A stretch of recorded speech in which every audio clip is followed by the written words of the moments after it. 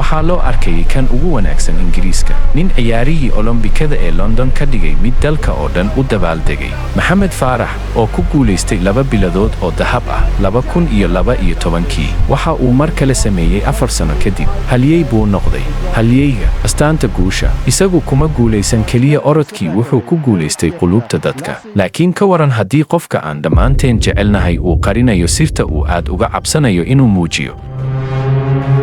It's not my name or it's not the reality. Ninkii aanu ku faraxsanayn 2012 ma ahayn dhab ahaan cidda aanu u malaynaynay inuu yahay. Biladaha ka hor, calanka ka hor, caannimada ka hor, Maxamed Faarax ma jirin. Qofka aan tviyada ka aragnay waxa uu dhab ahaan ku dhashay Xuseen Cabdi Kaahin oo ku dhashay Soomaaliya oo ah waddan ay dagaallo ka socdaan. Waxa uu ahaa wiil dhalinyaro ah oo magac been ah loogu qaaday UK. Reerkiisii waa laga soocay. Guushiisa keliya ma ahayn karti, waxay ahayd badbaado.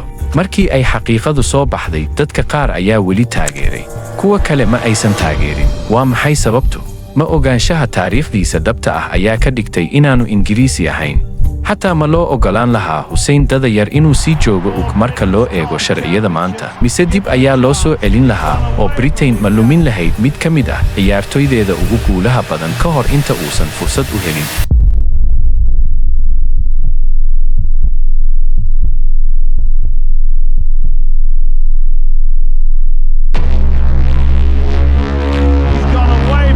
waxa uu ku dhashay Xuseen Cabdi Kaahin Soomaaliya wax yar ka hor inta aanu dalku burburin. Markii dagaalku dhacay, gurigiisii wuxuu noqday goob dagaal. Aabihii ayaa la dilay isagoo Xuseen 4 jir ah. Isagoo 9 jir ah, waxaa laga soo qaatay walaalkiis mataanaha ah, hooyadiis oo xitaa uu waayay magaciisa. As a family, we were torn apart. I was separated from my mother, and I was brought into the UK illegally under the name of another child called Mohammed Farah. Waxaa laga tahriibin jiray Djibouti oo loo sii mariyay Ingiriiska. Naag ayaa hooyadii iska dhigtay.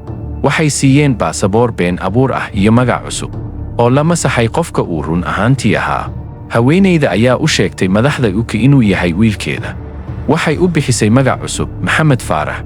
Ma ahayn ilmo si rasmi ah loo korsaday. Isagu kamuu badbaadin dhibaatooyinkiisii. Waxaa si qarsoodi ah lagu soo geliyay Ingiriiska. That is my photo, but it's not my name from that moment. Wuxuu u maleeyay inuu nabadgeli doono, laakiin taa beddelkeeda waa la tahriibiyey, haybtiisii waa la xaday, waxaa laga soo qaatay qoyskiisii oo waddan cusub la keenay. I was always that kid who did everything. I don't know, more someone like who works for you, just, that's your space, that's our space, this is what you do. Waa laga dhigay inuu aamuso. Iskuul ma aadin, kuma hadlin Ingiriis, looma arag qaxooti. Wax dukumeenti ah ma uu haysan, mas'uul ka ah, iyo si uu u hadlo ma lahayn. If I wanted food in my mouth, my job was to look after those kids, shower them, cook for them, clean for them. And she said, if you ever want to see your family again, don't say anything. If you say anything, they will take you away. Muddo sanado ah looma ogolayn inuu aado dugsiga. Laakiin markii uu 12 jir ahaa, ayaa ugu dambayntii loo ogolaaday inuu ku biiro dugsi. Macallimiinta ayaa loo sheegay inuu qaxooti yahay. Markaas ayay arrimuhu isaga beddeleen. Wuxuu ogaaday inuu ordi karo. Wuxuu ahaa mid ka dheereeya dadka kale. Waxa uu ahaa hibo run ah oo la helay. Tababare Alan Storey wuxuu arkay wax ka badan xawaaraha. Waxa uu arkay horyaal mustaqbalka ah. Noloshiisa waxaa laga yaabaa inay qarsoonto haddii macallinku uusan dareemin wax isaga ka qaldan. Waxay arkeen wiil aamusan oo aan dhoola cadayn, mana hadlin. Waxay weydiiyeen. Iyaga oo gacan ka helaya, Maxamed waxa ay u dhaqaaqday in uu la noolaado qoys Soomaaliyeed. Markii ugu horreysay muddo sanado ah, wuxuu dareemay ammaan. Hadal buu bilaabay. Markii ugu horreysay dadku way daryeeleen. Yeah, but it wasn't easy. So, last lap particularly sort of. Markii hore, orodku waxa ay ahayd si uu kalsooni u helo. Kadib waxay noqotay hab lagu muujiyo qofka uu yahay. Orodka ayaa Maxamed Faarax ka caawiyey abuurista mustaqbal cusub kadib waqti hore oo la isku dayay in la tirtiro. And then that's how I got into running, but if it wasn't for him, I don't think I'd be running. Bilowgii Maxamed Faarax ma ahayn mid fudud. Wuxuu la kulmay halgan badan, wuxuuna u shaqeeyay si aad u adag. Sanadkii 2001 wuxuu ku guulaystay dahabka horyaalkii dayarta Yurub. wuxuu tababar dhab ah ka bilaabay jaamacadda St. Mary's. Sannadkii 2005 waxa uu tababar la qaadanayay qaar ka mid ah orodyahanada ugu fiican adduunka. Sannadkii 2006 waxa uu orday orodka labaad ee ugu dheereeya tartanka 5 kiiloomitir ee Britain waxa uuna ku guulaystay bilada Yurub. Waxaa jiray khaladaad ay ka mid yihiin kufitaankii iyo orodkii dariiq khaldan ee tartanka 2007 laakiin wuu sii waday. Sidoo kale sannadkii 2007 wuxuu galay kaalinta 6aad ee horyaalada adduunka.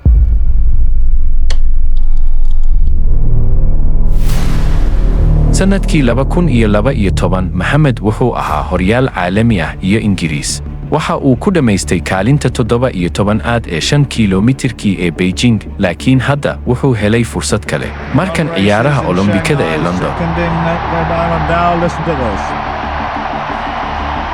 Never in the history of British athletics has a long-distance runner had such support. Ma ahayn keliya inuu u ordayo bilado. Waxa uu u ordayay 9 jirkii baqay ee aan cod lahayn. Waxa uu u ordayay dhammaan carruurta ka gudubta xuduudaha isaga oo badbaado u raadinaya. 2 jeerna wuu guulaystay. Waxa uu kaalinta koowaad ka galay labada orodkii 5 kiiloomitir iyo 10 kiiloomitir. Dalkii oo dhan ayaa ku farxay. Kadibna wuxuu ku celiyay guushan labada tartan mar labaad sannadkii 2016. Mo Farah waxa uu noqday halyey.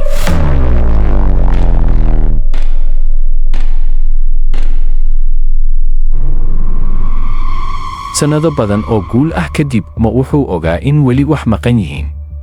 Waxay ahayd inuu runta sheego. Ku guulaysiga tartanka kuma filnayn. Wuxuu u baahday inuu xor ahaado.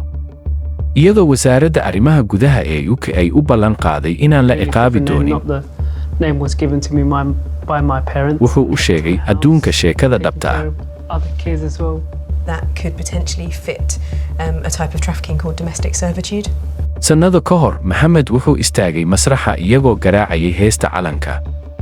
Laakiin ka waran haddii uusan weligii xidig noqon. Ka waran hadduu Xuseen uun ahaa wiil la tahriibiyey. Kama u ogolaan lahayd inuu joogo. Siyaasadihii ugu dambeeyey ee dowladda oo ay riixayeen dadka sida Priti Patel iyo Suella Braverman ayaa ujeedadoodu tahay in la tarxiilo dad badan xitaa kuwa Ingiriiska ku noolaa sannado badan. Maxamed Farah ayaa laga yaabaa in aan loo ogolaan in uu ku sii jiro sharciga maanta. Maxay tahay sababta carruurta soogalootiga qaarkood u koraan si ay sharciyo adag ugu sameeyaan soogalootiga kale? Dhakhaatiirta cilmi nafsiyeedka waxay yiraahdaan inta badan waxay ku saabsan tahay rabitaanka inaad ku haboonaato, is-caddayso, ama ka fogaato xukunka asxaabta. Qaarkood waxay isku dayaan inay u ekaadaan British dhab ah iyagoo diidaya asalkooda. Qoyska Priti Patel ayaa ka qaxay Uganda. Suella Braverman waalidkeed sidoo kale waxay ahaayeen muhaajiriin. Haddana waxay gacan ka geysteen abuurista xeerar waxyeelayn lahaa qof sida Maxamed.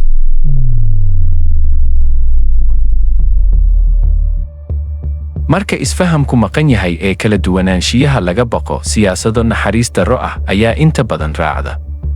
Gudaha Ingiriiska socdaalka waa sharci ama sharci darro. Socdaalka sharciga ah macnihiisu waa sugitaan sannado waraaqo ah, waraysiyo iyo dib u dhac. Dadka ka cararaya dagaalka sida qoyska Maxamed, dariiqyada sharciga ah ee waddanku inta badan waa wax aan macquul ahayn. Ma jiraan siyaabo ammaan ah oo loo galo. Fiisa ma jirto. Ma jiro ikhtiyaar. Markaa dadku waxay halis u yihiin wax kasta iyaga oo isticmaalaya mukhalasiin, waraaqo been abuur ah, wax kasta oo ay ku badbaadaan. Runtuna waa tan Ingiriiska waxay wadaagtaa mas'uuliyadda qaar. Dagaalada, taariikhda gumaysiga iyo siyaasadaha shisheeye waxay gacan ka geysteen burburinta dalal sida Soomaaliya oo kale ah. Laakiin hadda dadka ka cararaya burburkaas waa la leexiyey, lama caawin. Tani waa wadnaha dhibaatada socdaalka UK, waddan awood leh oo gacan ka geystay dhibaatada laakiin ma caawin doono kuwa ay saamayso. Full control of our borders will allow us to decide who to help. Taa beddelkeeda madaxdu waxay u sheegaan dadweynaha inay eedeeyaan kuwa jilicsan halka kuwa xoogga leh aan la taaban karin. The real story is I was born in Somaliland, north of Somalia, as Hussein Abdi Kahin. Despite what I've said in the past, my parents never lived in the UK. sheekada Maxamed maahan mid aan caadi ahayn. Waxa naadir ah in uu fursad u helay in uu la wadaago. Waxa uu sheegay oo keliya runta markii uu dareemay in ay ammaan tahay. Qaar kale oo badan ma haystaan fursaddaas. Ma aha kuwa caan ah. Kuma guulaystaan bilado. Waa la iska indhatiray. Sheekada Maxamed waxay ina xasuusinaysaa in ammaanku aanu ku xidhnayn kartida. Nolol kasta oo aadane ah ayaa muhiim ah. Qof kasta wuxuu u qalmaa nabad, ha ahaado mid hibo leh ama yaanu nasiib lahayn. Sababtoo ah heer sare ma aha inay noqoto qiimaha badbaadada. Nolosha Maxamed Farax waa mid guulo la yaab leh.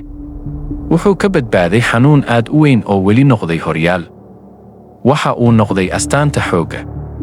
Laakiin guulaysta kasta gadaashiisa waxaa jirta sheeko qarsoon.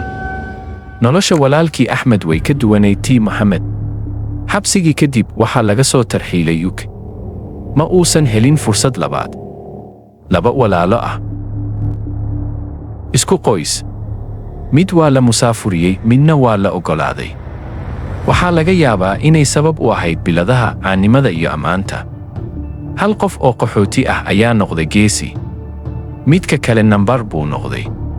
Haddii sharciyada hadda jira ay dib u jireen, Maxamed Farax waxaa laga yaabaa in sidoo kale la masaafuriyo ka hor inta uusan weligiis ku tallaabsan tartanka orodka. Markii Maxamed runta sheegay, qaar baa xanaaqay.